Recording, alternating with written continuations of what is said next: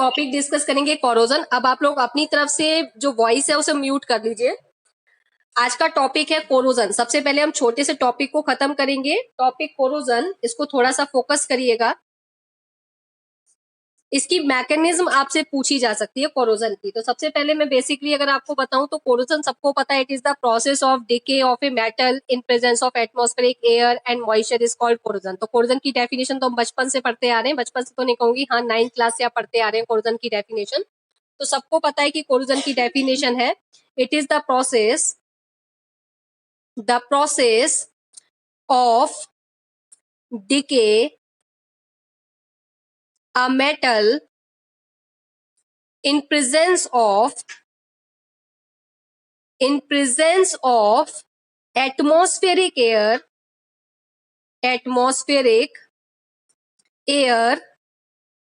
and moisture is called corrosion। जो corrosion है metal की सरफेस का खराब हो जाना। मतलब अगर मैं इकोनॉमिक पॉइंट ऑफ व्यू से कहूं कि जब मेटल की सरफेस खराब हो जाती है या मेटल ऑक्सीडाइज्ड हो जाती है या फिर वो मार्केट में बिकने लायक हालत में नहीं रहती है, इकोनॉमिक पॉइंट ऑफ व्यू से जब मेटल खराब हो जाती है, कोरोड हो जाती है, ऑक्साइड हो जाती है, तो हम बोलते हैं कि मेटल कोरोड हो गई है। अब इसका इकोनॉमिक पॉइंट ऑफ व्यू से ये मेटल बेकार हो चुकी है, अब इसे खरीदने का कोई फायदा नहीं है। कोई भी रस्टेड आयरन को खरीदना पसंद नहीं करता, कोई भी सिल्वर जब कोरोड हो जाती है उसे खरीदना पसंद नहीं करता। तो इकोनॉमिक पॉइंट ऑफ व्यू से मेटल के स्पॉइल हो जाने को भी हम कोरोजन बोलते हैं, या मेटल के ऑक्साइड हो जाने पर या मेटल का ऑक्सीडेशन हो जाने के प्रोसेस को भी हम क्या बोलते हैं, कोरोजन बोलते हैं। अब यहाँ पर जो कोरोजन है बेसिकली अगर मैं बात करूं तो कोरोजन दो टाइप का है। एक तो कोरोजन होता है आपका ड्राई कोरोजन, एक तो जो आपका कोरोजन है वो है ड्राई कोरोजन, और एक है आपका वेट कोरोजन। हम जो पढ़ेंगे आज की क्लास में वो पढ़ेंगे वेट कोरोजन। तो कोरोजन कितने टाइप का है, दो टाइप का, ड्राई कोरोजन और वेट कोरोजन। जो ड्राई कोरोजन है वो आपका कैसे होता है, जैसे मैं बात करूं कि आप इंडस्ट्रियल एरिया में चले जाइए। इंडस्ट्रियल एरिया में क्या होता है, इंडस्ट्री से बहुत सारी गैसेस निकलती हैं, बहुत सारी ड्राई गैसेस निकलती हैं। तो जो इंडस्ट्री में मेटल की बॉडी लगी हुई होती है, बहुत बड़ी बड़ी, आप देखते हैं इंडस्ट्रियल एरिया में बहुत बड़ी बड़ी मेटल की वो बनी होती हैं, क्या बोलते हैं, मशीनें बनी होती हैं। तो वहां पर जो हार्मफुल ड्राई गैसेस निकल रही होती हैं, वो ड्राई गैसेस से इंडस्ट्री में लगी हुई मेटल की सरफेस खराब हो जाती है। तो वो जो एक तरीके से कोरोजन हो रहा है वो ड्राई कोरोजन हो रहा है, हार्मफुल गैसेस की वजह से वो कोरोजन हो रहा है, वो ड्राई गैसेस की वजह से वो कोरोजन हो रहा है। तो ड्राई गैसेस की वजह से जो कोरोजन होता है उसे हम क्या बोलते हैं, वो आपका ड्राई कोरोजन है। ये जनरली कैसे होता है, occur when the metal, dry corrosion occur when the metal are exposed to gaseous environment,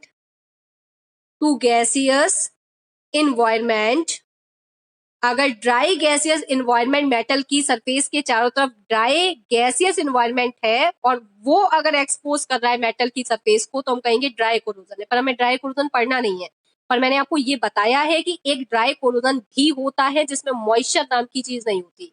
सिर्फ हार्मफुल गैसेस की वजह से मेटल की सरफेस खराब हो जाती है और मेटल की सरफेस का ड्राई गैसेस की वजह से खराब होने के प्रोसेस को हम ड्राई कोरोजन बोलते हैं।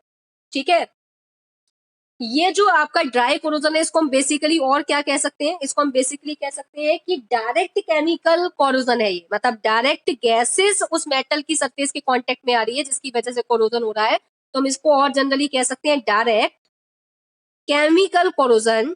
Direct chemical corrosion, dry corrosion को हम और कह सकते हैं डायरेक्ट केमिकल कोरोजन। पर हमें ड्राई कोरोजन अपने सिलेबस में नहीं है, पढ़ना नहीं है। बस इतना याद रखना है कि गैसियस एनवायरनमेंट का सराउंडिंग में प्रेजेंट, मेटल की सराउंडिंग में प्रेजेंट होने की वजह से ड्राई कोरोजन होता है। इसमें कहीं पर भी मॉइस्चर या वाटर की रिक्वायरमेंट नहीं होती। अब अगर मैं वेट कोरोजन की बात करूं तो वेट कोरोजन जो है वो एक तरीके का इलेक्ट्रोकेमिकल कोरोजन है। कौन सा कोरोजन है, इलेक्ट्रोकेमिकल कोरोजन। और इलेक्ट्रोकेमिकल कोरोजन हमारे सिलेबस में है, क्योंकि हमारे सिलेबस का अगर मैं बात करूं, चैप्टर का नाम इलेक्ट्रोकेमिस्ट्री है, जिसमें हमने इलेक्ट्रोकेमिकल सेल और इलेक्ट्रोलाइटिक सेल पढ़ी है। तो जो वेट कोरोजन होता है वो एक तरीके का इलेक्ट्रोकेमिकल कोरोजन है। कैसा कोरोजन है? Electrochemical corrosion. तो हमें सिर्फ और सिर्फ वेट कोरोजन पर फोकस करना है। अब यहाँ पर आपकी वेट कोरोजन पर मैकेनिज्म पूछ लेगा। हो सकता है 3 नंबर में आपसे सीधे सीधे उसने कहा कि आप कोरोजन की वेट कोरोजन की मैकेनिज्म बताइए या इलेक्ट्रोकेमिकल कोरोजन की मैकेनिज्म बताइए। तो ये मैकेनिज्म आपको अच्छे से आनी चाहिए। सिंपल मैकेनिज्म है, लेकिन 3 नंबर में कई बार आपसे पूछी जाती है, तो ये आपको अच्छे से क्लियर होनी चाहिए। ठीक है, तो आज हम बात करेंगे वेट कोरोजन यानी कि electrochemical theory of corrosion. Electrochemical theory of corrosion. Electrochemical theory of corrosion. और अब कोरोजन बहुत सारी मेटल्स का होता है, लेकिन बेसिकली आपके सिलेबस में आयरन के कोरोजन की बात की गई है, तो मैं सिर्फ आयरन के कोरोजन की बात करूंगी। और आयरन के कोरोजन को एक पर्टिकुलर वर्ड देते हैं, रस्टिंग ऑफ आयरन। तो आज हम बात करेंगे रस्टिंग ऑफ आयरन की। तो कोरोजन ऑफ आयरन ही हमें पढ़ना है, corrosion of silver, corrosion of copper हमें नहीं पढ़ना है। कोरोजन ऑफ आयरन, जिसका बेसिकली मैं आपको नाम बता रही हूँ, इसको हम एक टर्म से याद करते हैं, रस्टिंग। रस्टिंग वर्ड सिर्फ आयरन मेटल के लिए यूज होता है, rusting of iron. Rusting of iron, ये रस्टिंग वर्ड जो है ये सिर्फ आयरन मेटल के लिए यूज होगा, और किसी मेटल के लिए हम रस्टिंग वर्ड यूज नहीं करेंगे। तो आयरन मेटल का कोरोजन की मैकेनिज्म हमें सिर्फ अपने सिलेबस में पढ़नी है, बाकी किसी भी मेटल के कोरोजन की मैकेनिज्म हमें नहीं पढ़नी है, हमारे सिलेबस में नहीं है। तो कोरोजन ऑफ आयरन, जिसे मैं रस्टिंग ऑफ आयरन भी बोल रही हूँ, अब इसकी मैकेनिज्म को एक बार ध्यान से समझना। सबसे पहले क्या होगा, जैसे मैं आपसे कहूं कि ये एक आयरन मेटल की सरफेस है, ये आयरन मेटल की सरफेस है, इसमें आयरन के बहुत सारे एटम्स प्रेजेंट है। ठीक है, ये आयरन की एक सरफेस है, और इस आयरन की सरफेस पर मान के चलते हैं ये एक ड्रॉप है, वाटर की एक ड्रॉप मैंने रखी हुई है, या वाटर की आप मान लीजिए 2-4 ड्रॉप्स रखी हुई है। तो ये जो वाटर की ड्रॉप है, आपको पता है कि वाटर जो होता है उसमें आपकी ऑक्सीजन और CO2 गैस डिसॉल्व होती है। ऑक्सीजन और CO2 गैस आसानी से वाटर में डिसॉल्व हो जाती है, ये बात आपको अच्छे से पता है। तो मैं ये कह सकती हूँ कि इस वाटर में O2 गैस भी डिसॉल्व है, और इस वाले वाटर में CO2 गैस भी डिसॉल्व है। तो जो वाटर आपके आयरन के सरफेस के कांटेक्ट में आ रहा है, उस वाटर में O2 गैस भी डिसॉल्व है, उस वाटर में CO2 गैस भी डिसॉल्व है। अब हुआ क्या कि जो वाटर में CO2 गैस डिसॉल्व है, वो क्या करती है, वाटर जब CO2 गैस के कांटेक्ट में आता है, तो सबसे पहले एक एसिड की फॉर्मेशन होती है, जिसका नाम होता है H2CO3। इस एसिड को बोलते हैं कार्बोनिक एसिड। इस एसिड को बोलते हैं कार्बोनिक एसिड। आपने पढ़ा होगा कोरोजन की डेफिनेशन में, कोरोजन की डेफिनेशन में आपने ये भी पढ़ा होगा कि कुछ एसिड्स जो होते हैं वो भी मेटल की सरफेस को कोरोड कर देते हैं। हमने यहाँ पर मेटल की सरफेस पे कोई एसिड लिया नहीं है, लेकिन बाय डिफॉल्ट आपने देखा कि एसिड जनरेट हो गया। आयरन की सरफेस पर वाटर प्रेजेंट है, वाटर में ये गैसेस डिसॉल्व है, और वाटर के साथ CO2 गैस कंबाइंड होकर एक एसिड फॉर्म करती है, जिस एसिड का नाम है कार्बोनिक एसिड। अब कार्बोनिक एसिड किस में प्रेजेंट है? ऑब्वियस सी बात है कि कार्बोनिक एसिड कहाँ प्रेजेंट है, मॉइस्चर में बना है, पानी में बना है, और कार्बोनिक एसिड के साथ अगर पानी प्रेजेंट है, तो ये कार्बोनिक एसिड क्या हो जाएगा, डिसोसिएट हो जाएगा। ये H2CO3 भी क्या हो जाएगा, डिसोसिएट होकर क्या देगा, 2H पॉजिटिव आयन और CO3 2 नेगेटिव।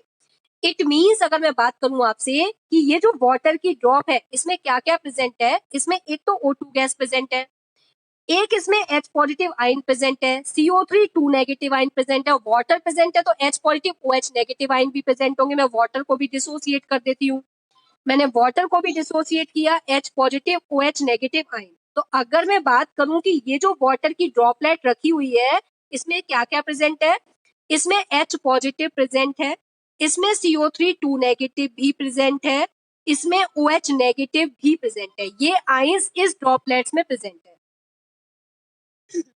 ये जो आयंस मैंने लिखी है, ये आयंस कैसे बनी, कहां से आई, ये बात आपको क्लियर हो रही होगी। ये जो वाटर आयरन की सरफेस पर है, इस वाटर में डिसॉल्व्ड गैसेस प्रेजेंट है। ये जो डिसॉल्व्ड गैसेस में CO2 डिसॉल्व्ड गैस वाटर के साथ रिएक्ट करके कार्बोनिक एसिड की फॉर्मेशन करती है।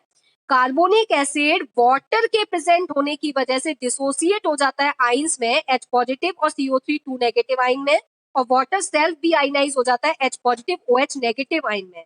तो अगर मैं बात करूं कि ये जो आयरन की सरफेस के ऊपर वाटर की ड्रॉपलेट रखी हुई है, इसमें कौन कौन से आयंस अभी प्रेजेंट है? H पॉजिटिव आयन प्रेजेंट है, CO3 2 नेगेटिव आयंस प्रेजेंट है, OH नेगेटिव आयन प्रेजेंट है, और ये जो हमारी O2 डिसॉल्व्ड गैस है ये भी अभी इसमें प्रेजेंट है। ठीक है, अब यहाँ पर अगर मैं बात करूं आपसे, आपने सुना होगा जब भी इलेक्ट्रोकेमिकल सेल की बात हम करते हैं तो हमें क्या लेना होता है? केमिकल्स लेने होते हैं। केमिकल एनर्जी की वजह से इलेक्ट्रिकल एनर्जी की सप्लाई होती है। या फिर मैं आपसे बात करूं इलेक्ट्रोलाइटिक सेल की भी अगर बात करती हूँ तो आपको वहां पर भी केमिकल लेना होता है, इलेक्ट्रोलाइट लेना होता है। तो जब भी कोई इलेक्ट्रोकेमिकल प्रोसेस होगा उसमें केमिकल की रिक्वायरमेंट होती है, और वो केमिकल आप देखिए ये जो H2CO3 फॉर्म हुआ है, ये H2CO3 इस प्रोसेस में एज ए इलेक्ट्रोलाइट वर्क करेगा। तो कार्बोनिक एसिड इस पूरे प्रोसेस में एज ए इलेक्ट्रोलाइट वर्क करेगा। जो इलेक्ट्रोलाइट हम अपनी सेल में डालते थे, हमने यहाँ डाला नहीं है, ये बाय डिफॉल्ट इलेक्ट्रोलाइट बन गया है। तो कार्बोनिक एसिड इस कोरोजन के मैकेनिज्म में इलेक्ट्रोलाइट की तरह एक्ट कर रहा है। कैसे बना, कैसे फॉर्म हुआ, ये आपको क्लियर हो गया होगा। अब इस ड्रॉपलेट में जो प्रेजेंट है, अब हम उस ड्रॉपलेट के यहाँ पर बात करना स्टार्ट करेंगे।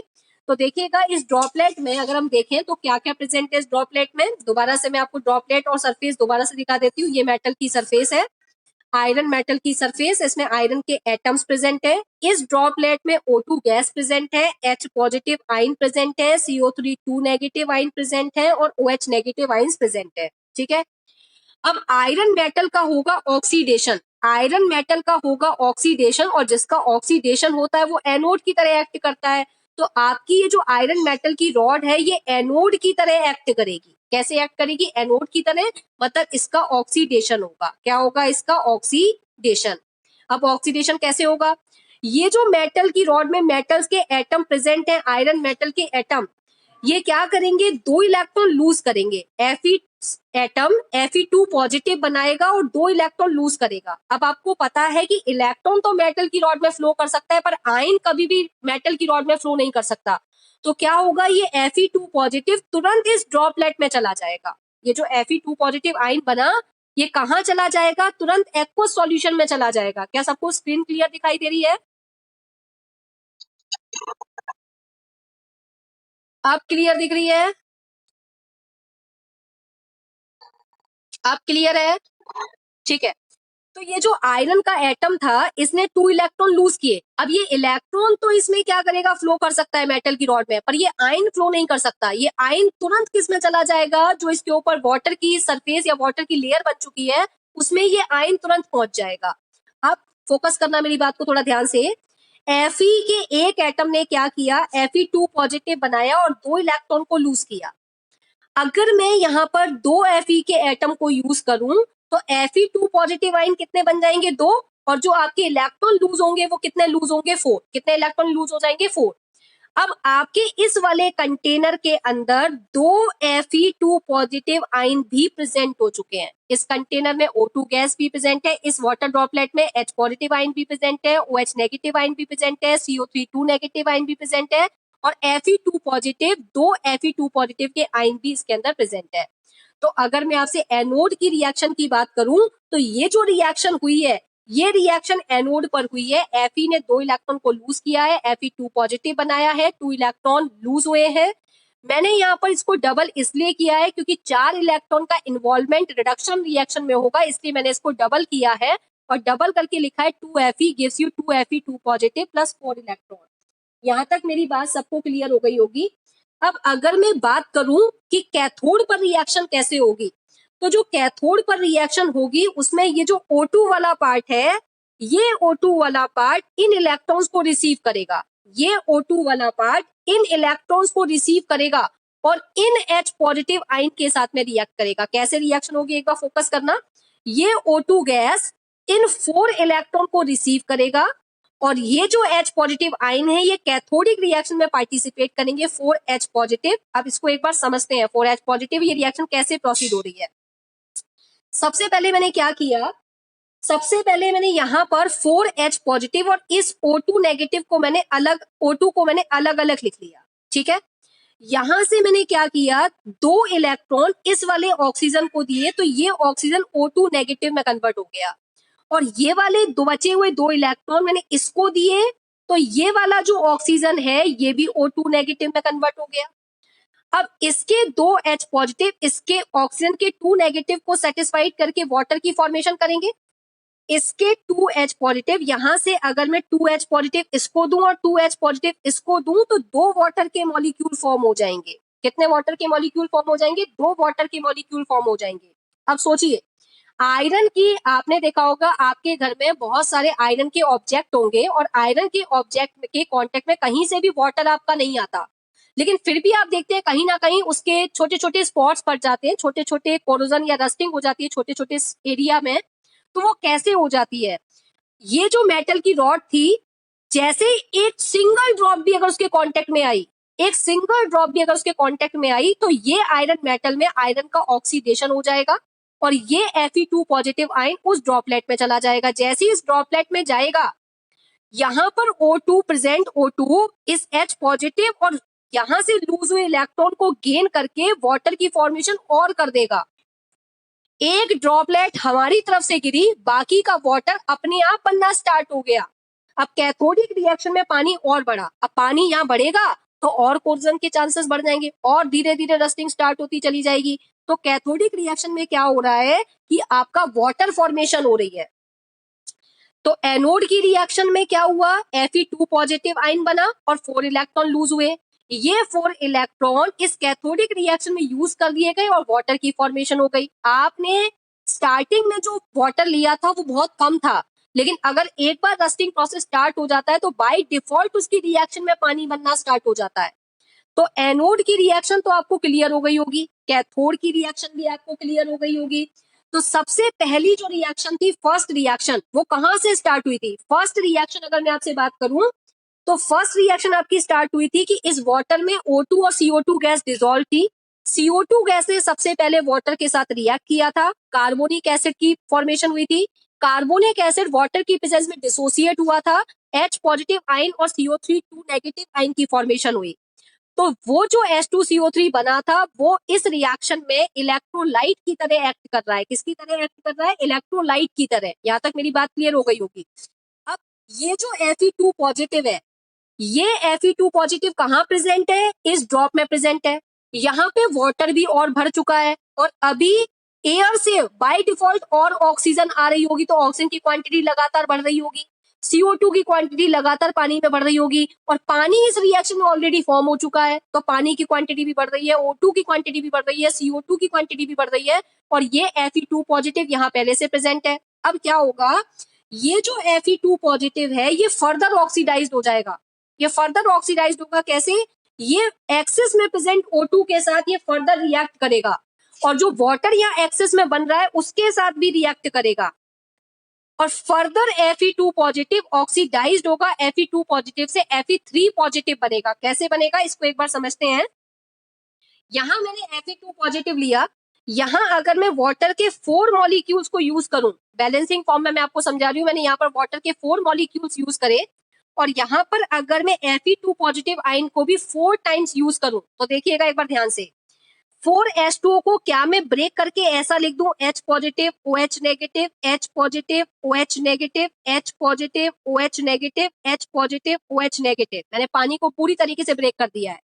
अब OH नेगेटिव को भी फर्दर आप ब्रेक कर सकते हैं। इस OH नेगेटिव को फर्दर ब्रेक करके आप क्या लिख सकते हैं? O2 negative H positive.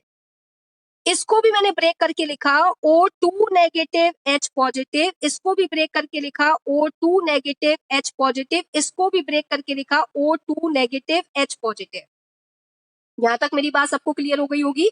मैंने वाटर को सबसे पहले ऐसे डिसोसिएट किया है, फिर वाटर के OH नेगेटिव वाले पार्ट को ऐसे डिसोसिएट किया है। यहां तक कोई कंफ्यूजन आपको नहीं होना चाहिए, यहां तक किसी भी तरीके का कंफ्यूजन आपको नहीं होना चाहिए। अब क्या होगा? ये जो Fe2 पॉजिटिव है ये अपना एक इलेक्ट्रॉन लूज करेगा और इलेक्ट्रॉन लूज करने के बाद ये क्या बनाएगा? Fe3 पॉजिटिव बनाएगा। एक इलेक्ट्रॉन लूज हुआ, ऐसे ही दूसरा Fe2 पॉजिटिव एक और इलेक्ट्रॉन लूज करेगा, एक और Fe3 पॉजिटिव बन जाएगा। ऐसे ही करते करते 4 Fe2 पॉजिटिव ने 4 इलेक्ट्रॉन को लूज किया होगा और 4 Fe3 पॉजिटिव बन गए होंगे। इस रिएक्शन को अगर मैं क्लियर लिखूं, 4Fe2 positive gives 4 electron plus 4 Fe3 positive. ये रिएक्शन यहां तक क्लियर हो गई होगी आपको। अब यहाँ पर फोकस करना, ये जो 4 इलेक्ट्रॉन लूज हुए हैं इसका क्या होगा, ये जो 4 इलेक्ट्रॉन लूज हुए हैं क्योंकि Fe2 पॉजिटिव का ऑक्सीडेशन हो रहा है Fe3 पॉजिटिव में, और इलेक्ट्रॉन का लूज होना ऑक्सीडेशन प्रोसेस को इंडिकेट कर रहा है कि Fe2 पॉजिटिव फर्दर ऑक्सीडाइज्ड हो रहा है। तो ऑक्सीडाइज्ड होने में इलेक्ट्रॉन जो लूज हो रहे हैं, अब ये 4 इलेक्ट्रॉन कहाँ यूज होंगे इसको फोकस करना है एक बार ध्यान से। सबसे पहले ये देखिएगा कि यहाँ पर ये जो Fe3 पॉजिटिव बने हैं ये 4 बने हैं। एक Fe3 पॉजिटिव को अगर मैं सेटिस्फाइड करके कंपाउंड बनाऊं तो Fe3 पॉजिटिव का ऑक्सीजन के साथ जो कंपाउंड बनता है वो क्या बनता है, Fe2O3। इसमें Fe का चार्ज होता है +3 और ऑक्सीजन का चार्ज होता है -2। अब यहाँ कितनी ऑक्सीजन है, 3 ऑक्सीजन, और 3 ऑक्सीजन पे चार्ज कितना है, -6। यहाँ एक Fe पर चार्ज +3 और 2 Fe पर चार्ज +6।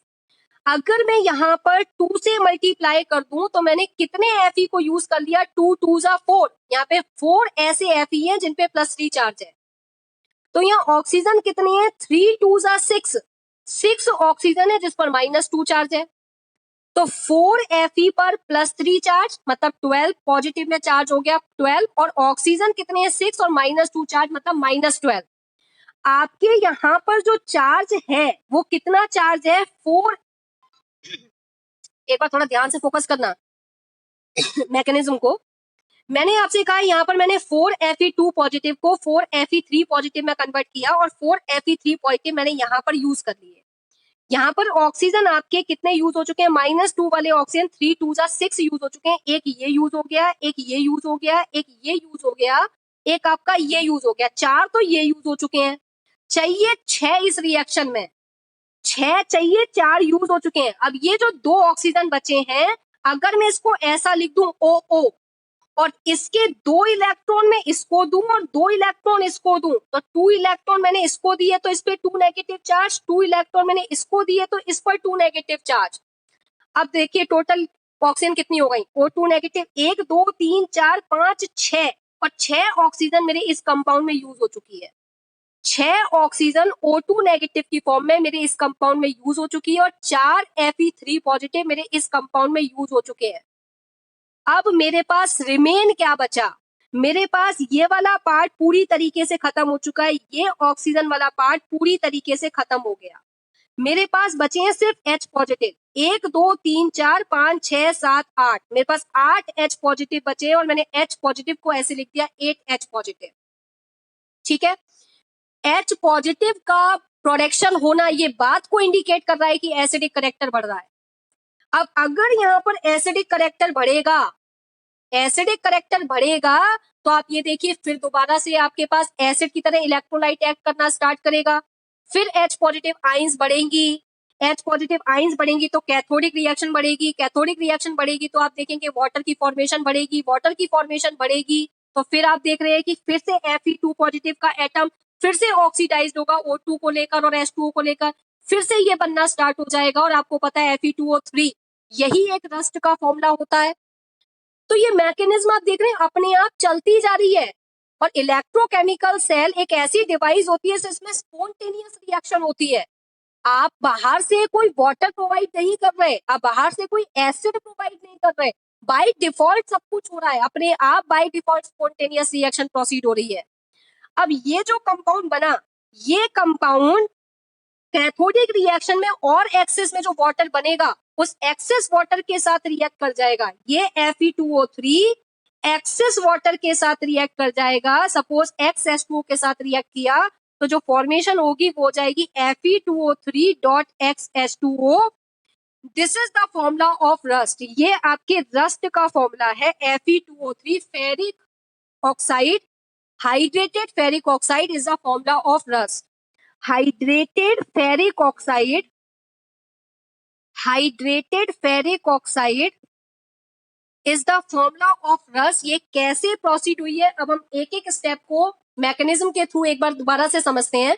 अभी मैंने आपको सिर्फ रफली इस प्रोसेस को एक बार समझाया है, मैंने रफ तरीके से आपको एक बार मैकेनिज्म समझाई है। अब इसको एक बार फेयर तरीके से समझते हैं कि क्या क्या हुआ, तो देखते जाइएगा। इस प्रोसेस को दोबारा से एक बार समझते हैं। सबसे पहले क्या हुआ था, कि जो आपकी ड्रॉपलेट्स आई थी वो आयरन की सरफेस पर, उस ड्रॉपलेट में ऑक्सीजन और CO2 गैस डिसॉल्व थी। उस CO2 गैस ने उस ड्रॉपलेट के साथ रिएक्ट किया था, वाटर के ड्रॉपलेट के साथ में, और सबसे पहले जो फॉर्मेशन हुई थी वो कार्बोनिक एसिड की फॉर्मेशन हुई थी। अब कार्बोनिक एसिड कैसी है? एक्वस है नेचर में। नेचर में कैसी है? एक्वस। और अगर कोई एसिड नेचर में एक्वस कंडीशन में होता है तो वो आयनाइज्ड हो जाता है, और ये आयनाइज्ड होके आपको क्या दे रहा था? H पॉजिटिव आयन और CO3 2 नेगेटिव आयन। दो रिएक्शन तो आपकी ये हो गई। अब वाटर जो आपके एसिड के साथ जो वाटर प्रेजेंट है वो वाटर भी आयनाइज्ड हो जाएगा, H2O, वो भी आयनाइज्ड होकर हमें क्या देगा? H positive OH negative. तो फर्स्ट रिएक्शन तो आपकी ये हो गई। सेकंड रिएक्शन आपकी ये हो गई। थर्ड रिएक्शन को अगर मैं डिस्कस करूं तो थर्ड रिएक्शन आपकी ये हो चुकी है। अब फोर्थ रिएक्शन जो हो रही है वो आपकी एनोड पर हो रही है, और एनोड पर जो रिएक्शन हो रही है उसमें Fe एटम Fe2 पॉजिटिव में कन्वर्ट हो रहा है और 2 इलेक्ट्रॉन लूज हो रहे हैं। अब इस रिएक्शन में एक्चुअल में 4 इलेक्ट्रॉन का इन्वॉल्वमेंट था, तो उसे बैलेंस करने के लिए मैंने इस रिएक्शन में 2 का मल्टीप्लाई कर दिया। अगर मैं इसमें 2 का मल्टीप्लाई करूंगी तो ये रिएक्शन हो जाएगी 2Fe gives you 2Fe2 positive plus 4 electron. ये रिएक्शन आपकी एनोड पर हो गई। अब क्या होगा? कैथोड पर जो रिएक्शन होगी, रिएक्शन नंबर 5, जो कैथोड पर जो रिएक्शन हो रही है, कैथोड में सबसे पहले इन्वॉल्वमेंट किसका होगा? ऑक्सीजन गैस का। ये ऑक्सीजन गैस इन 4 इलेक्ट्रॉन को यूज करेगा और उस ड्रॉपलेट के साथ जो वाटर प्रेजेंट है उस वाटर के साथ में रिएक्ट करेगा। किसके साथ में रिएक्ट करेगा? उस वाटर, जो उस वाटर में H पॉजिटिव आयन प्रेजेंट है उन H पॉजिटिव आयन के साथ में रिएक्ट करेगा और फॉर्म करेगा वाटर मॉलिक्यूल। यहां से एक्सेस वाटर बनना स्टार्ट हो गया। यहां से एक्सेस वाटर बनना स्टार्ट हो गया। अब क्या होगा? एटमॉस्फेरिक ऑक्सीजन लगातार आयरन की सरफेस पर लगातार एंटर कर रही है, तो वो ऑक्सीजन इस बने हुए Fe2 पॉजिटिव को फर्दर ऑक्सीडाइज करेगा। तो Fe2 पॉजिटिव फर्दर ऑक्सीडाइज्ड होगा O2 की प्रेजेंस में, और ये जो एक्सेस वाटर बना है इसकी प्रेजेंस में ये फर्दर ऑक्सीडाइज्ड होगा। तो बैलेंस फॉर्म में मैंने इस रिएक्शन को आपको कुछ इस तरीके से लिख के बताया था। तो अभी आपने देखा था कि बैलेंस फॉर्म में रिएक्शन आ रही थी 2Fe2O3 प्लस 8H पॉजिटिव। इसके बाद आपने देखा कि ये जो आपका फेरिक ऑक्साइड बन चुका है रस्ट, ये और एक्सेस वाटर के साथ रिएक्ट करता है Fe2O3 प्लस NH2O, और ये आपका फॉर्म कर देता है Fe2O3 dot NH2O। This is hydrated ferric oxide. This is known as hydrated ferric oxide and this is the formula of rust. ये आपके रस्ट का फॉर्मूला है। तो आपको जो मैकेनिज्म शो करनी है उसमें ये सारे स्टेप्स आपको एक बार शो करने पड़ेंगे। तो कितने बच्चों को ये प्रोसेस एक बार समझ में आ गया कि रस्टिंग होती किस तरीके से है, एनोड पर रिएक्शन कौन सी होती है, कैथोड पर रिएक्शन कौन सी होती है, किस तरीके से हाइड्रेटेड फेरिक ऑक्साइड बनता है। कितने बच्चों को ये मैकेनिज्म एक बार क्लियर हो चुकी है? वो मुझे हैंड रेज करके एक बार बता दें। एक बार 6 वाले स्टेप से वापस समझा दूं। बेटा 6 वाले स्टेप में क्या हुआ? ये जो Fe2 पॉजिटिव आयन मेटल की सरफेस से उस ड्रॉपलेट में चला गया होगा। वहां पर एक्सेस ऑक्सीजन और वाटर बनाए कैथोडिक रिएक्शन में, और ऑक्सीजन एक्सेस कहां से आ रही है? एटमॉस्फेयर से। तो ये Fe2 पॉजिटिव को O2 और वाटर ने फर्दर ऑक्सीडाइज कर दिया। तो Fe2 पॉजिटिव ऑक्सीडाइज हो चुका है Fe3 पॉजिटिव की फॉर्म में। Fe2 पॉजिटिव Fe3 पॉजिटिव की फॉर्म में फर्दर ऑक्सीडाइज हो गया है। कैसे ऑक्सीडाइज हुआ था इसको मैंने अभी आपको पूरी खोलकर रिएक्शन समझाई थी। अगर आप यहाँ बैक देखें तो यहाँ देखिएगा कि मैंने 4 Fe2 पॉजिटिव लिए थे। 4 Fe2 पॉजिटिव में क्या हुआ? एक Fe2 पॉजिटिव ने एक इलेक्ट्रॉन को लूज किया तो एक Fe3 पॉजिटिव बना। तो 4 Fe2 पॉजिटिव अगर 4 इलेक्ट्रॉन को लूज करेंगे तो 4 Fe3 पॉजिटिव बन जाएंगे। यहाँ मैंने वाटर को डिसोसिएट करके कुछ इस तरीके से लिखा था, और OH नेगेटिव वाले पार्ट को, वाटर के OH नेगेटिव वाले पार्ट को डिसोसिएट करके कुछ इस तरीके से लिखा था O2 negative H positive, O2 negative H positive. तो इस 4 Fe3 पॉजिटिव को कितने ऑक्सीजन की रिक्वायरमेंट है? अब एक Fe पे 3 पॉजिटिव चार्ज है तो 4 Fe पे कितना पॉजिटिव चार्ज हो गया? 12 पॉजिटिव चार्ज। तो इसको 12 12 नेगेटिव चार्ज चाहिए ऑक्सीजन से, तो इसको 6 ऑक्सीजन अगर मिल जाए 2 नेगेटिव की फॉर्म में, तो ये 4Fe3 पॉजिटिव सेटिस्फाइड हो जाएगा। यहाँ पर मेरे पास ओनली 4 ऑक्सीजन है, 1 2 3 4, 2 नेगेटिव की फॉर्म में 4 ऑक्सीजन है। अब मुझे 6 ऑक्सीजन की रिक्वायरमेंट है, क्योंकि 6 ऑक्सीजन के पास ही 12 नेगेटिव चार्ज मिलेगा। तो ये जो O2 यूज हो रही है, इस O2 को मैंने कैसे लिखा, पहले सिंगल एटॉमिक फॉर्म में लिख लिया OO। अब ये जो 4 इलेक्ट्रॉन लूज हुए थे, 2 इलेक्ट्रॉन इस एटम को मिले और 2 इलेक्ट्रॉन इस एटम को मिले, तो ये वाला ऑक्सीजन भी O2 नेगेटिव में कन्वर्ट हो गया, ये वाला ऑक्सीजन भी O2 नेगेटिव की फॉर्म में कन्वर्ट हो गया। अब आपके पास O2 नेगेटिव कितने हो चुके हैं, 6, 1 2 3 4 5 6, 1 2 3 4 5 और 1 6, ये आपके पास 6 O2 नेगेटिव बन चुके हैं। और आपके 6 O2 नेगेटिव 6 ऑक्सीजन पर कितना चार्ज हो गया, 12 नेगेटिव, और 4Fe पर कितना चार्ज है, 12 पॉजिटिव। तो 12 पॉजिटिव 12 नेगेटिव के साथ सेटिस्फाइड होके आपका कंपाउंड फॉर्म करते हैं 2Fe2O3। It is dehydrated ferric oxide. ये आपका हाइड्रेटेड फेरिक ऑक्साइड नहीं है, ये आपका डिहाइड्रेटेड फेरिक ऑक्साइड है। अभी रस्ट के फॉर्मूले में वाटर की रिक्वायरमेंट और है, तो ये वाला पार्ट फिर से वाटर के साथ रिएक्ट करेगा, एक्सेस वाटर के साथ, और हाइड्रेटेड फेरिक ऑक्साइड की फॉर्मेशन कर देगा। अब ये जो H पॉजिटिव बचे हैं, 1 2 3 4 5 6 7 8, ये H पॉजिटिव आप देख रहे हैं कि H positive as a side product निकल रहे हैं, और ये H पॉजिटिव कहाँ जाएंगे, इसी ड्रॉपलेट में जाएंगे, और इस ड्रॉपलेट का एसिडिक मीडियम बढ़ा देंगे, क्योंकि H पॉजिटिव आयन की कंसंट्रेशन बढ़ती है तो एसिडिक नेचर बढ़ता है, और अगर एसिडिक नेचर भी बढ़ेगा तो कोरोजन के बढ़ने के चांसेस और बढ़ जाएंगे।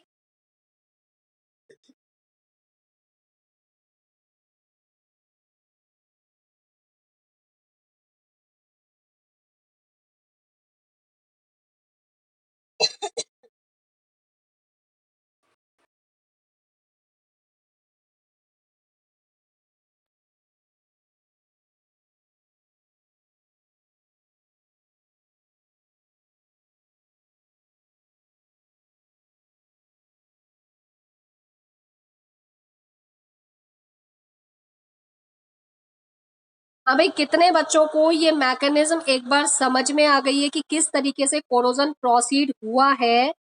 ये एक इलेक्ट्रोकेमिकल कोरोजन है, और इलेक्ट्रोकेमिकल कोरोजन में एनोड पर होने वाली रिएक्शन और कैथोड पर होने वाली रिएक्शन क्या आपको अच्छे से क्लियर हो गई है?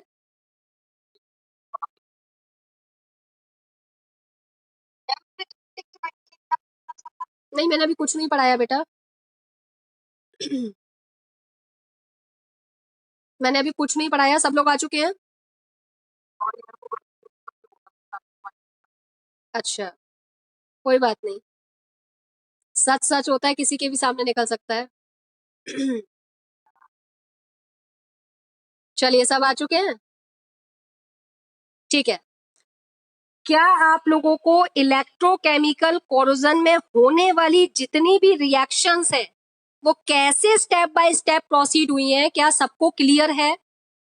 अगर सबको ये क्लियर है, मैंने 7 स्टेप्स में इस मैकेनिज्म को शो किया है, क्या 7 स्टेप्स सबको क्लियर है? तो एक बार हैंड रेज कर दीजिए, जिससे मैं आगे का प्रोसेस आपके साथ डिस्कस कर सकूं।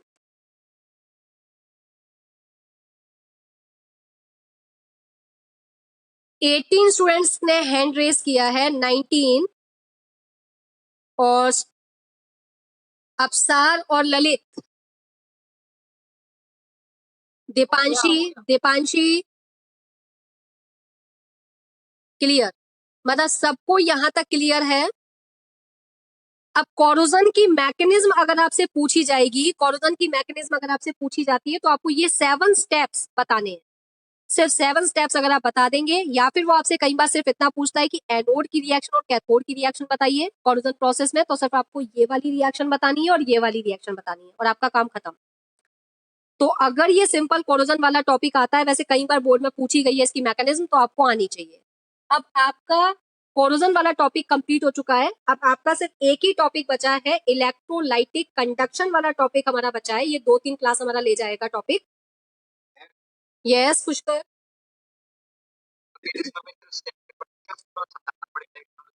नहीं नहीं, आपको सिर्फ मैकेनिज्म में ये स्टेप बताने हैं, और जो मैंने आपको नोट्स भेजे थे, याद है आपको नोट्स?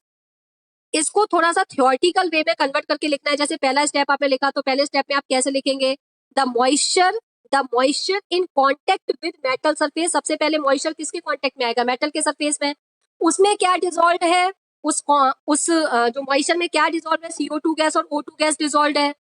अब वो मॉइस्चर CO2 गैस के साथ रिएक्ट करेगा, moisture react with CO2 gas to form carbonic acid which act as an electrolytic solution. तो थ्योरी साथ के साथ थोड़ी थोड़ी बता देंगे, फिर ये दो रिएक्शन इंडिकेट कर देंगे।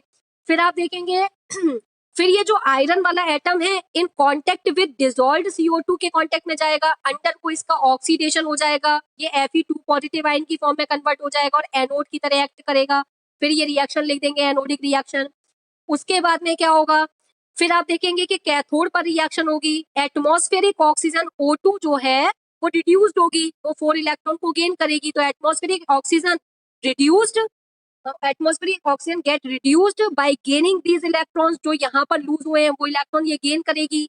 In presence of hydrogen ion, hydrogen ion हमें कहाँ से मिले, कार्बोनिक एसिड वाले आयन से या वाटर के आयन से मिले। तो क्या फॉर्म हो जाएगा, H2O फॉर्म हो जाएगा। ये एक्ट करेगा एज ए कैथोड। तो जब ये रिएक्शन लिखी तो इसकी थ्योरी लिख दी, ये रिएक्शन लिखी तो इसकी थ्योरी लिख दी, ये रिएक्शन लिखी तो इसकी थ्योरी लिख दी।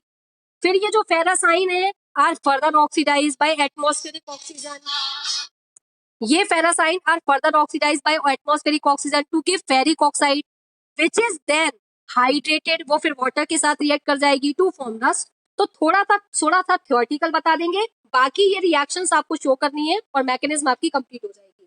तो पुष्कर मेरी बात क्लियर हो गई? तो एक बार आप नोट्स में जाकर देख लेना कि किस तरीके से हमें इसको मैकेनिज्म को शो करना है। बस आपको अगर रिएक्शन क्लियर है तो थ्योरी बनाने में आपको दिक्कत नहीं आएगी। आपको पता है कि वाटर कार्बन डाइऑक्साइड के साथ रिएक्ट करके कार्बोनिक एसिड बना रहा है which is act as electrolyte. मैंने सारी चीजें आपके साथ बताई हैं, तो एक बार नोट्स में जाके देख लो, फिर आप अच्छे से एक्सप्लेन कर सकते हो। 4 नंबर का क्वेश्चन आता है तो अच्छे से एक्सप्लेन कर सकते हो। ठीक है, आगे डिस्कस करना स्टार्ट करें नेक्स्ट टॉपिक। क्या नेक्स्ट टॉपिक डिस्कस करना स्टार्ट करें? अगर यहाँ तक क्लियर है बोलो ललित। नहीं, कुछ बोले थे आप? सबको क्लियर है, नेक्स्ट टॉपिक स्टार्ट करूं?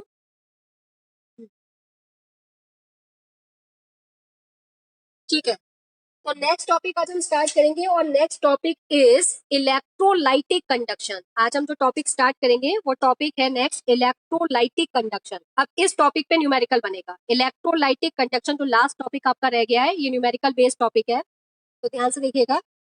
इलेक्ट्रोलाइटिक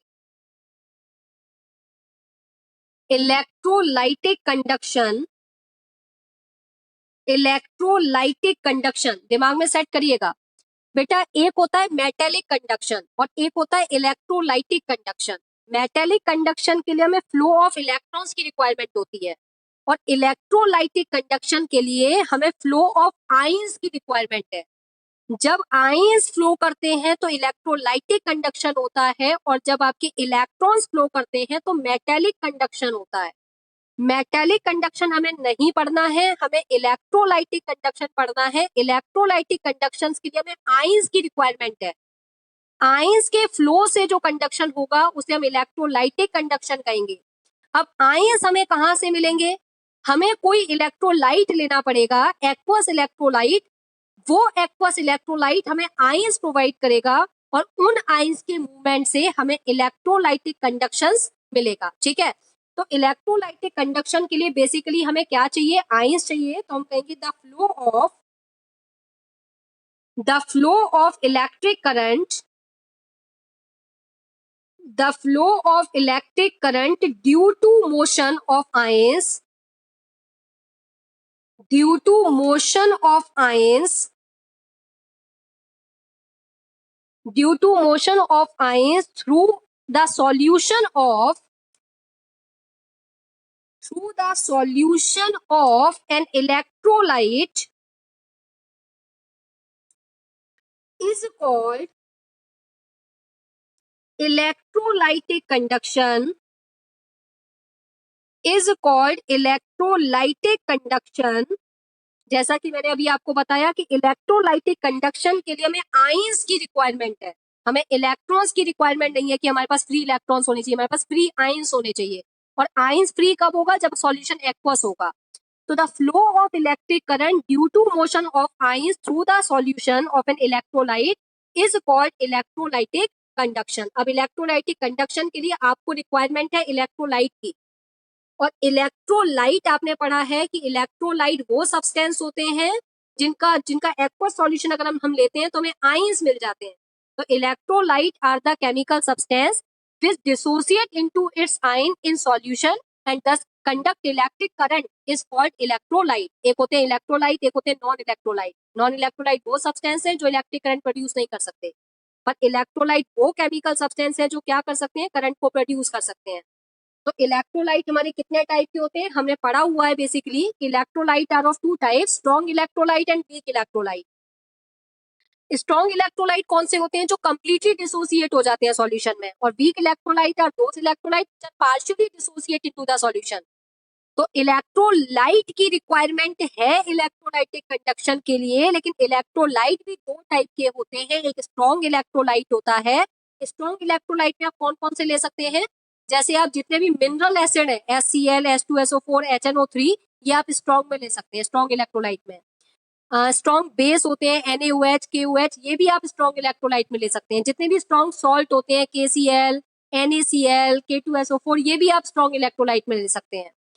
वीक इलेक्ट्रोलाइट में आप क्या ले सकते हैं? जितने भी आपके ऑर्गेनिक एसिड्स होते हैं, जितने भी ऑर्गेनिक एसिड्स होते हैं वो वीक एसिड होते हैं। जैसे HCN हाइड्रोजन साइनाइड एसिड है, एसिटिक एसिड है, ऑक्सैलिक एसिड है, मैलिक एसिड है, ये सारी वीक एसिड है, फॉर्मिक एसिड है, ये सब वीक एसिड हैं। इन्हें आप वीक इलेक्ट्रोलाइट के केस में ले सकते हैं। अमोनियम हाइड्रोक्साइड, कैल्शियम हाइड्रोक्साइड, ये वीक बेस है, इन्हें आप वीक इलेक्ट्रोलाइट के केस में ले सकते हैं। तो all the strong acid, all the strong base and all the strong salt are strong electrolyte and all the organic acid, weak base and weak salt are weak electrolyte. अब जितना अच्छा आपका इलेक्ट्रोलाइट होगा, जितने ज्यादा वो फ्री आइंस कर पाएगा, उतनी अच्छा इलेक्ट्रोलाइटिक कंडक्शन होगा। तो इलेक्ट्रोलाइटिक कंडक्शन के लिए आई थिंक स्ट्रॉन्ग इलेक्ट्रोलाइट को हमें यूज करना चाहिए। अगर आपके पास स्ट्रॉन्ग इलेक्ट्रोलाइट है तो इलेक्ट्रोलाइटिक कंडक्शन अच्छा होगा, और अगर आपके पास वीक इलेक्ट्रोलाइट है तो आपका इलेक्ट्रोलाइटिक कंडक्शन उतना अच्छा नहीं होगा। तो इलेक्ट्रोलाइटिक कंडक्शन कुछ फैक्टर पर डिपेंड करता है कि नेचर ऑफ इलेक्ट्रोलाइट कैसा है, स्ट्रॉन्ग इलेक्ट्रोलाइट है या वीक इलेक्ट्रोलाइट है। साइज ऑफ आयन पर डिपेंड करता है, नेचर ऑफ सॉल्वेंट पर भी डिपेंड करता है, कंसंट्रेशन पर भी डिपेंड करता है, टेम्परेचर पर भी डिपेंड करता है। तो जनरली अगर मैं आपसे बात करूं, आपको इतनी बात तो दिमाग में सेट हो जानी चाहिए कि इलेक्ट्रोलाइटिक कंडक्शन के लिए हमें फ्री आयंस चाहिए, और फ्री आयंस के लिए हमें इलेक्ट्रोलाइटिक सॉल्यूशन चाहिए, और इलेक्ट्रोलाइटिक सॉल्यूशन से हमें आयंस तो मिल जाएंगे। अब अगर आपको अच्छा इलेक्ट्रोलाइटिक कंडक्शन चाहिए तो आयंस की क्वांटिटी ज्यादा होनी चाहिए। ज्यादा क्वांटिटी के लिए स्ट्रॉन्ग इलेक्ट्रोलाइट होना चाहिए, और कम क्वांटिटी के लिए आप वीक इलेक्ट्रोलाइट यूज कर सकते हैं। बेटा किसके यहाँ से आवाज आ रही है उसे प्लीज म्यूट कर दीजिए माइक को। क्या मेरी इतनी बात आपको समझ में आ गई कि इलेक्ट्रोलाइटिक कंडक्शन के लिए किस चीज की रिक्वायरमेंट है? और अच्छे इलेक्ट्रोलाइटिक कंडक्शन के लिए स्ट्रॉन्ग इलेक्ट्रोलाइट की रिक्वायरमेंट होती है। क्या यहाँ तक मेरी बात आप सबको क्लियर है? यहाँ तक मेरी बात आप सबको क्लियर है? ठीक है। तो अब मैं बेसिकली अगर आपसे बात करूं कि ये जो आपका इलेक्ट्रोलाइटिक कंडक्शन है, ये किस किस फैक्टर पर डिपेंड करता है, इसको अगर हम एक बार डिस्कस करें, तो इसको डिस्कस करने के साथ साथ मैं यहाँ पर आपके साथ डिस्कस करूंगी difference between electrolytic conduction and metallic conduction. इन दोनों के बीच में क्या डिफरेंस है, वहीं साथ में फैक्टर भी मैं आपके साथ डिस्कस कर लूंगी एक बार। तो देखते हैं एक बार ध्यान से। तो अभी मैं डिस्कस कर रही हूँ आपके साथ difference between metallic conduction, difference between metallic conduction and electrolytic conduction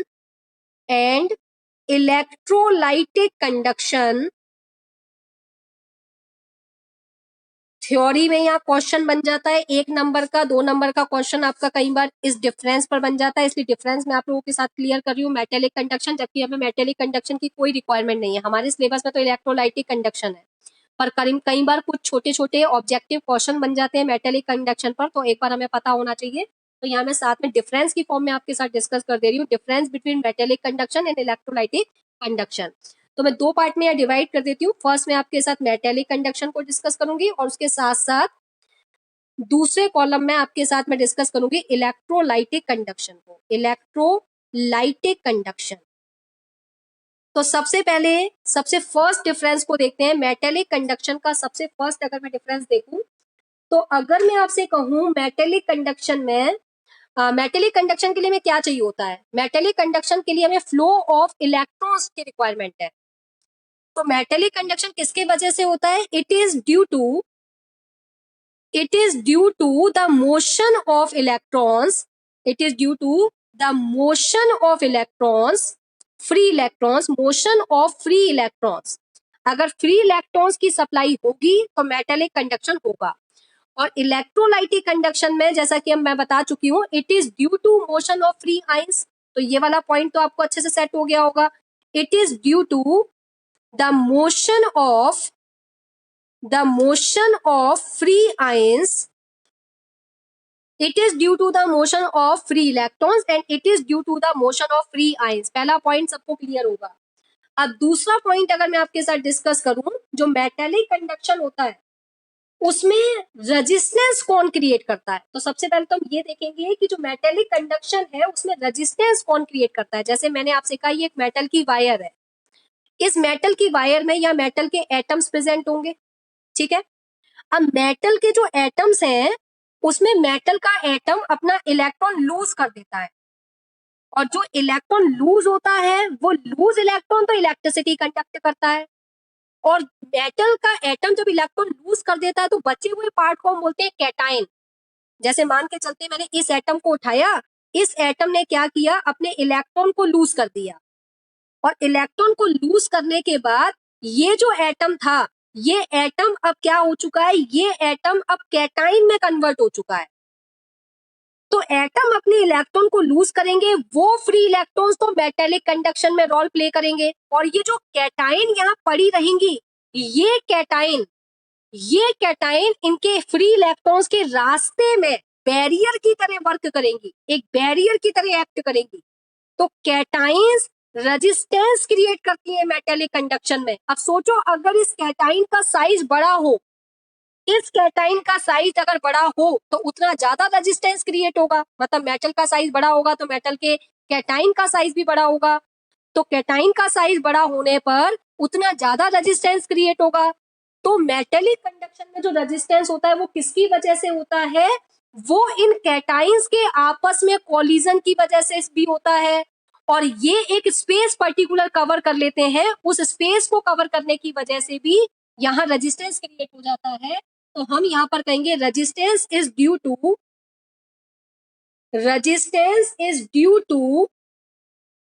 collision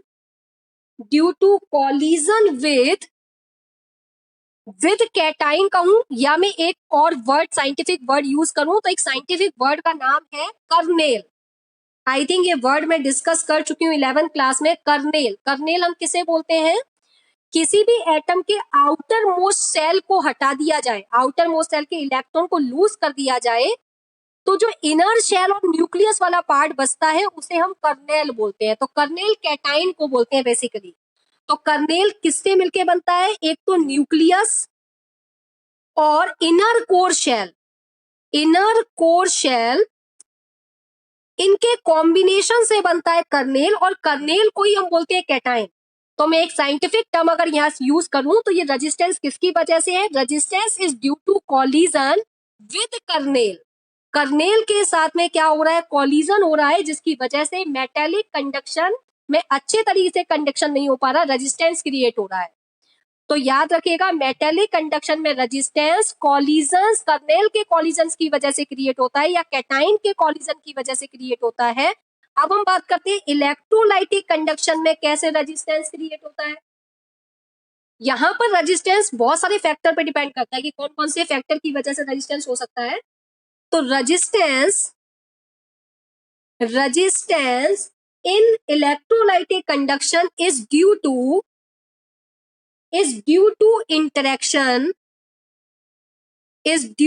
interaction. First number, किस किस के बीच में interaction? Solute solute interaction, solute interaction. अब ये सॉल्यूट क्या है? जब आपने पानी में इलेक्ट्रोलाइट डाला था तो वो इलेक्ट्रोलाइट सॉल्यूट है, वो इलेक्ट्रोलाइट सॉल्यूट है। वो सॉल्यूट और सॉल्यूट जब आपस में इंटरेक्ट करते हैं, जैसे अगर मैं आपसे बात करूं, मैंने पानी में NaCl डाला तो NaCl पानी में जाने के बाद डिसोसिएट हुआ, Na positive Cl negative ion में डिसोसिएट हो गया, ठीक है। तो उस वाटर के अंदर जो Na positive Cl negative ion present है, वह दो टाइप की इंटरेक्टिव फोर्स है। हो सकता है वो Na पॉजिटिव आयन अपने ही Cl नेगेटिव के साथ में जुड़ जाए, और अगर वो जुड़ जाएगा तो आयंस नहीं बनेगा, और आयंस नहीं बनेगा तो यहाँ पर इलेक्ट्रोलाइटिक कंडक्शन के लिए तो मोशन ऑफ आयंस चाहिए, फ्री आयंस, और वो Na पॉजिटिव आयन अपने ही Cl नेगेटिव के साथ में जुड़कर उसने बॉन्ड बना दिया।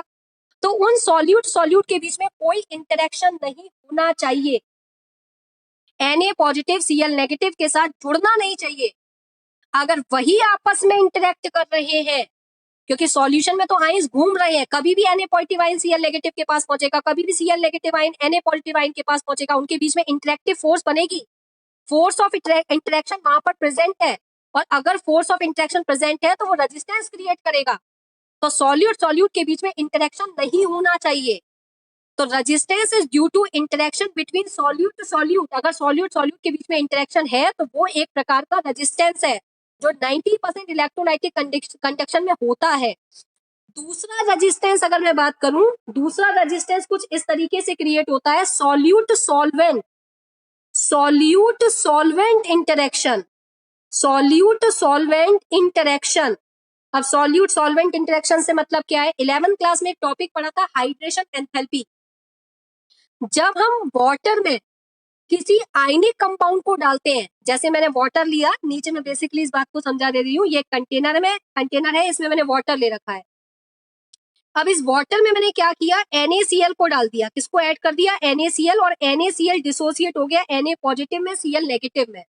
अब वाटर के पास अगर आप देखें तो वाटर के पास दो पोल्स होते हैं, वाटर के पास बेसिकली दो पोल्स होते हैं, वाटर डाइपोलर नेचर का होता है, इस पे पार्शियल नेगेटिव चार्ज, इस पे पार्शियल पॉजिटिव। तो वाटर के पास दो पोल्स हैं, पार्शियल नेगेटिव पार्शियल पॉजिटिव। तो वाटर का जो नेगेटिव वाला पार्ट है, पार्शियल नेगेटिव वाला पार्ट, वो इस वाले आयन के पॉजिटिव वाले पार्ट को अपनी तरफ अट्रैक्ट कर लेगा, और जो वाटर का पॉजिटिव वाला पोल है वो इसके नेगेटिव वाले पार्ट को अपनी तरफ अट्रैक्ट कर लेगा। तो होगा क्या? बेसिकली इस Na पॉजिटिव आयन को वाटर का जो O वाला पार्ट है वो चारों तरफ से घेर लेगा। इस तरीके से वाटर का ऑक्सीजन वाला पार्ट इस Na पॉजिटिव आयन को चारों तरफ से घेर लेगा, और Cl नेगेटिव वाले पार्ट को वाटर का H पॉजिटिव वाला पार्ट चारों तरफ से घेर लेगा। ये देखिए, H पॉजिटिव वाले पार्ट ने चारों तरफ से Cl नेगेटिव को कवर कर लिया है, H पॉजिटिव ने चारों तरफ से Cl नेगेटिव को कवर कर लिया है। तो जब वाटर चारों तरफ से इन आयन को घेर लेगा तो ये आयंस मूव नहीं कर पाएंगे, और अगर ये आयंस मूव नहीं कर पाएंगे तो इलेक्ट्रोलाइटिक कंडक्शन में रेजिस्टेंस क्रिएट होगा। तो सॉल्यूट का सॉल्वेंट के साथ भी इंटरेक्शन नहीं होना चाहिए, मतलब हाइड्रेशन एंथैल्पी ज्यादा नहीं होनी चाहिए। अगर ऐसा होगा तो आपका रेजिस्टेंस क्रिएट होगा इलेक्ट्रोलाइटिक कंडक्शन में। तीसरा जो मैं आपके साथ फैक्टर यहाँ डिस्कस कर रही हूँ रेजिस्टेंस के लिए, वो है सॉल्वेंट सॉल्वेंट इंटरेक्शन। वो है एक आपका last, solvent solvent interaction, solvent solvent interaction. पहला रेजिस्टेंस मैंने आपको बताया सॉल्यूट सॉल्यूट इंटरेक्शन, दूसरा रेजिस्टेंस मैंने आपको बताया सॉल्यूट सॉल्वेंट इंटरेक्शन, और तीसरा रेजिस्टेंस मैं आपको बता रही हूँ solvent solvent interaction. Solvent solvent interaction से मतलब क्या है? जैसे अगर मैं आपको इसका एग्जांपल दूं सॉल्वेंट सॉल्वेंट इंटरेक्शन का, सॉल्वेंट क्या होता है? जिसमें हम किसी चीज को डिसॉल्व करते हैं। अब अगर मैं इलेक्ट्रोलाइट को जिस सॉल्वेंट में डिसॉल्व कर रही हूँ, अगर वो सॉल्वेंट विस्कस नेचर का है, विस्कस नेचर का है मतलब गाढ़ा है, तो सॉल्वेंट का मॉलिक्यूल सॉल्वेंट के मॉलिक्यूल से इतना टाइटली अट्रैक्ट है कि वो फ्लो, आइंस के फ्लो में रुकावट पैदा करेगा। तो जो सॉल्वेंट है वो लेस विस्कस होना चाहिए। अगर सॉल्वेंट ज्यादा विस्कस है तो सॉल्वेंट का मॉलिक्यूल सॉल्वेंट के मॉलिक्यूल के साथ ही इंटरेक्ट करेगा, वो फ्लो ऑफ आइंस में हेल्प नहीं करेगा। सॉल्वेंट और सॉल्वेंट के मॉलिक्यूल में लेस अट्रैक्शन होना चाहिए, मतलब सॉल्वेंट का नेचर लेस विस्कस होना चाहिए। कैसा होना चाहिए? Less viscous.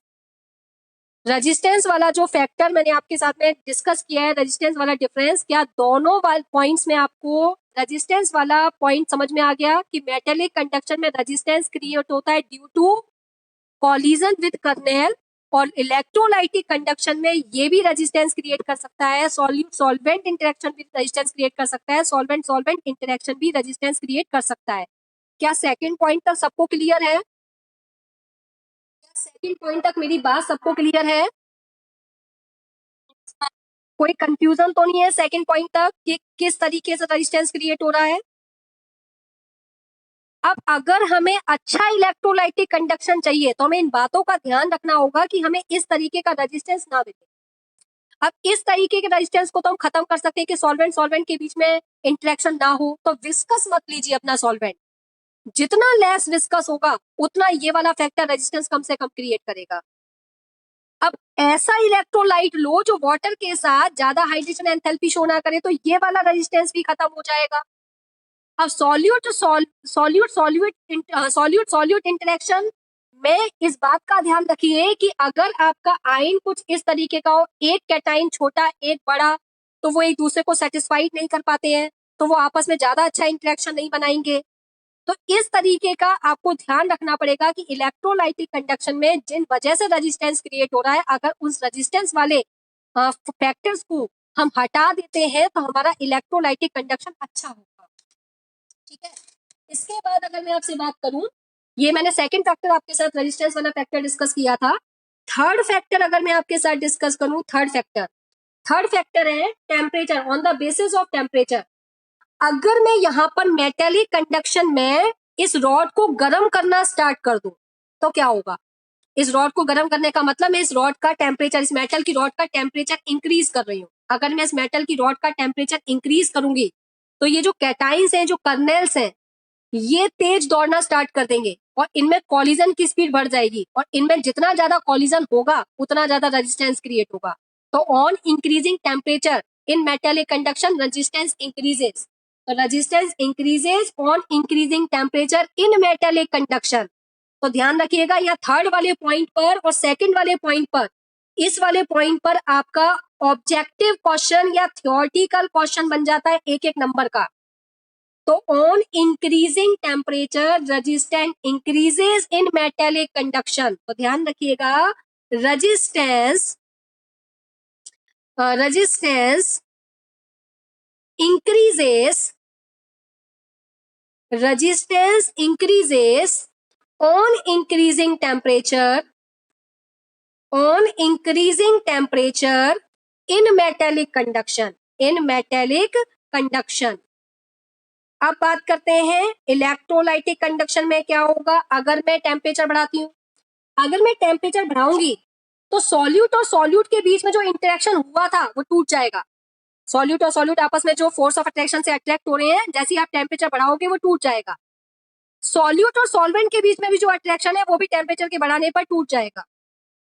सॉल्वेंट का नेचर अगर विस्कस है तो वो भी क्या करना स्टार्ट कर देगा? फ्लो करना स्टार्ट कर देगा। तो सभी टाइप के रेजिस्टेंस आप देख रहे हैं इलेक्ट्रोलाइटिक कंडक्शन में टेम्परेचर के बढ़ाने पर खत्म हो रहे हैं। तो यहाँ पर रेजिस्टेंस डिक्रीज होता है on increasing temperature in electrolytic conduction. तो हम यहाँ पर लिखेंगे नेक्स्ट जो हमारा फोर्थ फैक्टर है, ये हमारा फोर्थ फैक्टर जो थर्ड फैक्टर जो आया, इसमें लिखा resistance decreases on increasing temperature in electrolytic conduction।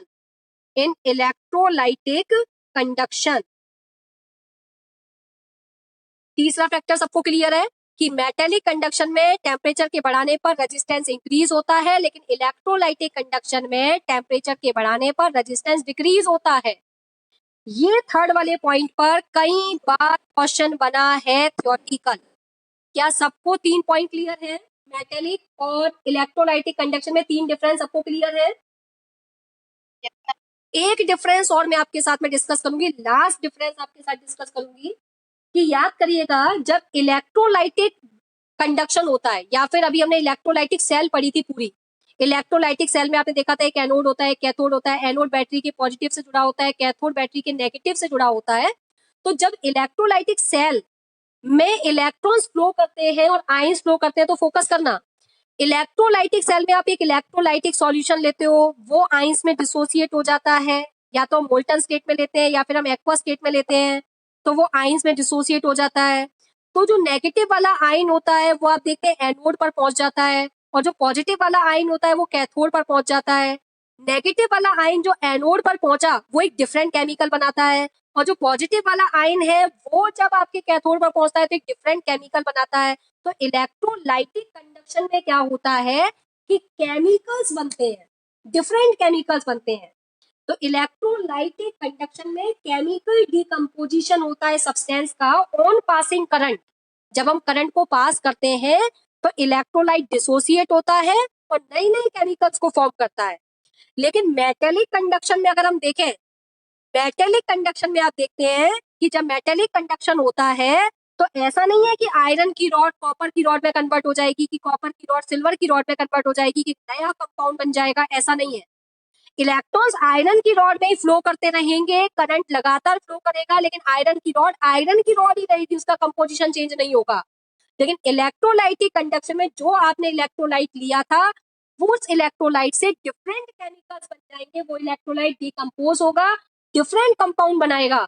लेकिन मेटेलिक कंडक्शन में कोई केमिकल डिकम्पोजिशन नहीं होगा, केमिकल डिकम्पोजिशन नहीं होगा तो कोई नया केमिकल कंपाउंड भी फॉर्म नहीं होगा। तो आपको ध्यान रखना है कि मेटेलिक कंडक्शन का जो फोर्थ नंबर पॉइंट है, fourth number point, no chemical decomposition, no chemical decomposition,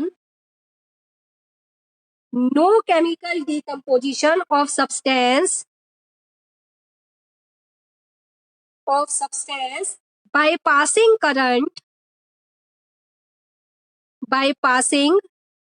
जब हम करंट पास करेंगे तो कोई केमिकल डिकम्पोजिशन नहीं होगा। लेकिन यहां पर अगर हम देखें इलेक्ट्रोलाइटिक कंडक्शन में केमिकल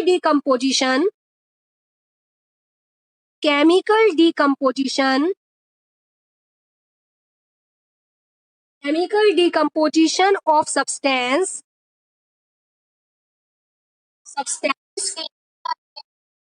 अब आ रही है बेटा? बाकी सबको स्क्रीन क्लियर दिख रही है? क्या बाकी सबको क्लियर दिख रही है? आयुषी वैसे खत्म हो गया है, बस लास्ट लाइन लिख रही हूँ मैं, एक बार वीडियो में देख लेना, लास्ट ही लाइन लिख रही हूँ बेटा। Chemical decomposition of substance on passing current, जब हम करंट पास करते हैं तो यहाँ पर केमिकल डिकम्पोज होता है और नए केमिकल कंपाउंड की फॉर्मेशन होती है ऑन पासिंग करंट। तो इलेक्ट्रोलाइटिक कंडक्शन और मेटेलिक कंडक्शन में आपने जो डिफरेंस देखा, वो डिफरेंस मैंने आपको सिर्फ इतना इसलिए बताया है कि वैसे तो मेटेलिक कंडक्शन आपके सिलेबस में नहीं है, लेकिन मेटेलिक कंडक्शन के ये जो 2 पॉइंट है ये बिल्कुल ब्रीफ में, डिटेल में भी नहीं दे रखा, ब्रीफ में एक लाइन में कहीं दे रखा है एनसीईआरटी बुक में। वहां थ्योरेटिकल क्वेश्चन कई बार बोर्ड ने पूछा है, इसलिए मैंने आपके साथ मेटेलिक कंडक्शन और इलेक्ट्रोलाइटिक कंडक्शन को एक बार डिस्कस किया है कि दोनों के बीच में क्या डिफरेंस है। पर बेसिकली जो हमारा टॉपिक है जिसको हम डेप्थ में पढ़ेंगे वो इलेक्ट्रोलाइटिक कंडक्शन है। तो हमें इलेक्ट्रोलाइटिक कंडक्शन के सारे पॉइंट पता होने चाहिए।